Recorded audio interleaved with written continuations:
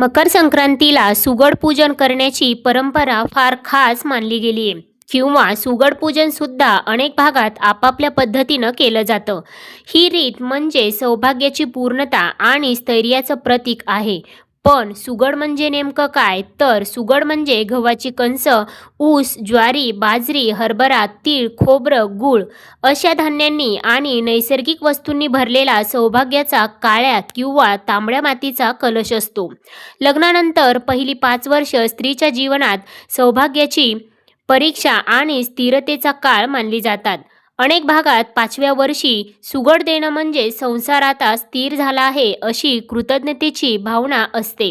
सुगड देण्यामागचं आध्यात्मिक महत्त्व म्हणजे घरात अन्नधान्याची कमतरता कधीही पडू नये, लक्ष्मीची कृपा कायम राहावी, पती पत्नीचं नातं मजबूत राहावं आणि पुढील आयुष्य सुखसमाधानाचं जावं असा विश्वास आहे. सुगडमधील प्रत्येक धान्य अन्नपूर्णा देवीचं रूप मानलं जातं. अन्नदान हे सर्वोत्तम दान म्हणून सुगड देणं फार पुण्याचं मानलं जातं. 5व्या वर्षी सुगड देऊन नवविवाहित स्त्रीला सौभाग्यवती, गृहलक्ष्मी आणि घराची आधारस्तंभ म्हणून मान दिला जातो.